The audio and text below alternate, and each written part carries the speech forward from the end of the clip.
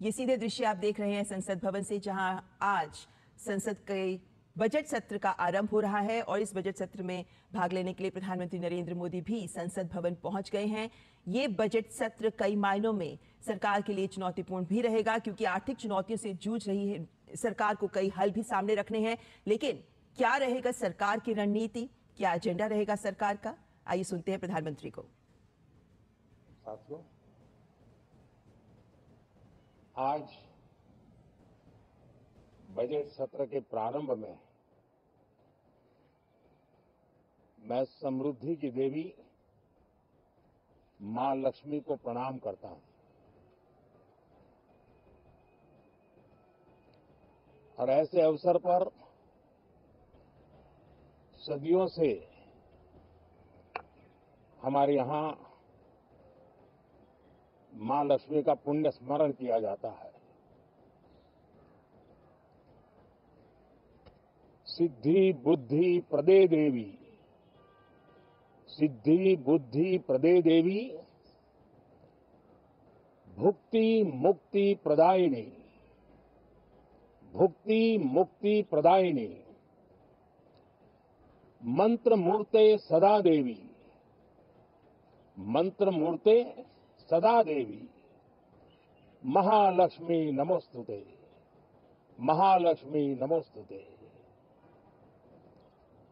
मां लक्ष्मी हमें सिद्धि और विवेक देती है,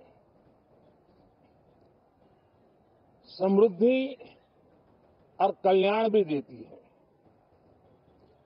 मैं मां लक्ष्मी से प्रार्थना करता हूं कि देश के हर गरीब एवं मध्यम वर्ग समुदाय पर मां लक्ष्मी की विशेष कृपा रहे। साथियों, हमारे गणतंत्र के 75 वर्ष पूरे हुए हैं और ये हर देशवासी के लिए सर्वाधिक गौरवपूर्ण है और विश्व के लोकतांत्रिक जगत के लिए भी भारत का ये सामर्थ्य अपनी एक विशेष स्थान बनाता है। साथियों, ये देश की जनता ने मुझे तीसरी बार ये दायित्व दिया है और इस तीसरे कार्यकाल का ये पहला पूर्ण बजट है।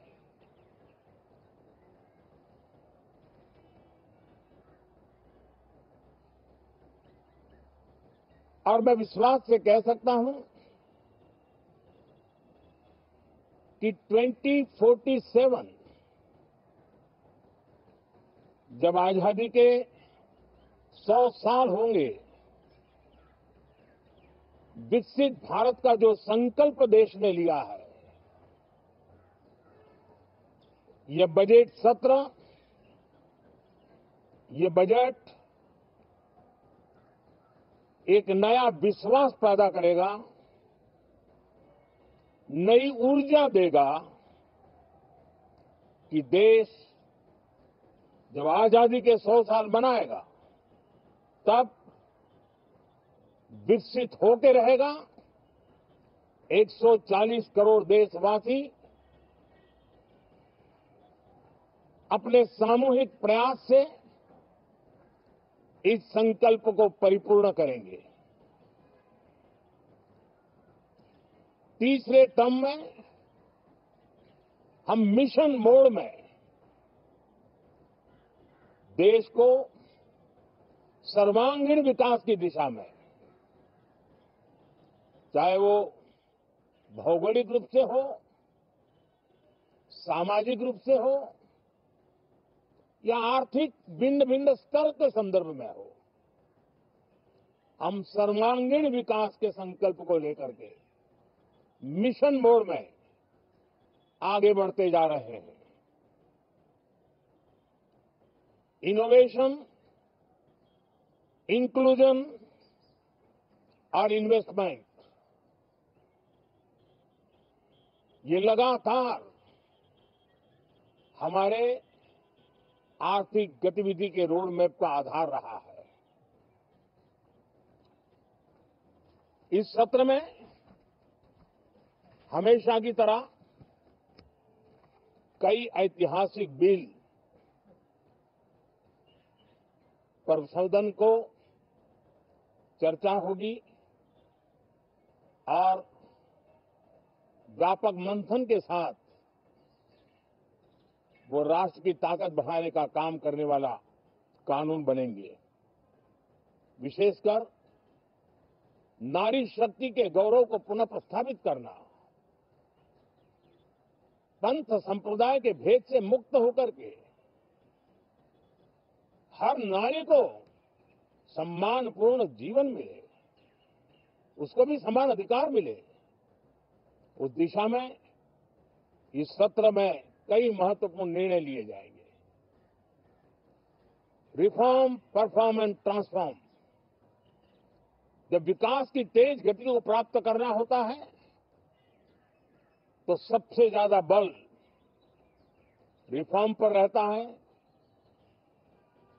राज्य और केंद्र सरकार ने मिलकर के परफॉर्म करना होता है और जन भागीदारी से हम ट्रांसफॉर्मेशन देख सकते हैं।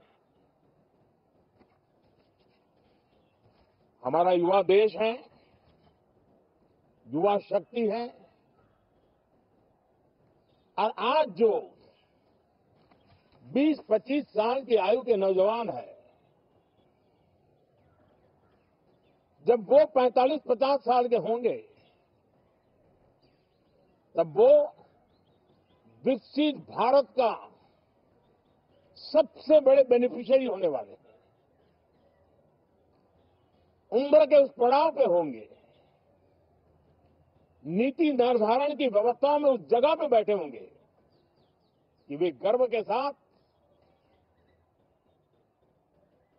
आजादी के बाद जो 17वीं शताब्दी शुरू होगी, एक विकसित भारत के साथ आगे बढ़ेंगे। और इसलिए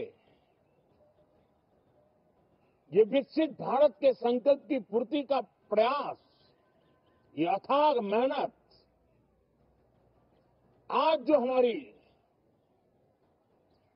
हमारे टीनेजर्स हैं, हमारी युवा पीढ़ी है,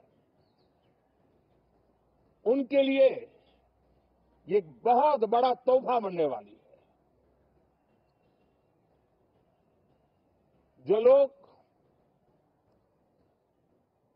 1930 में, 42 में आजादी के जंग में जुट गए थे, पूरी देश की युवा पीढ़ी खप गई थी आजादी के जंग में, और उसके फल 25 साल के बाद जो पीढ़ी आई उसको नसीब हुए। उस जंग में जो नौजवान थे उनको नसीब हुए। आजादी के पूर्व के वो 25 साल आजादी के जश्न मनाने का अवसर बना। वैसे ही ये 25 वर्ष समृद्ध भारत, विकसित भारत, ये संकल्प से सिद्धि और सिद्धि से शिखर तक पहुंचने का देशवासियों का इरादा। और इसलिए बजट सत्र में सभी सांसद विकसित भारत को मजबूती देने के लिए अपना योगदान देंगे। विशेष करके जो युवा सांसद है उनके लिए तो सुनहरा अवसर है, क्योंकि वो आज सदन में जितनी जागरूकता, जितनी भागीदारी बढ़ाएंगे और विकसित भारत के जो फल है वो तो उनकी नजर के सामने देखने को मिलने वाले हैं। और इसलिए युवा सांसदों के लिए एक अनमोल अवसर है। साथियों, मैं आशा करता हूं कि हम देश की आशा आकांक्षाओं के इस बजट सत्र में खरे उतरेंगे।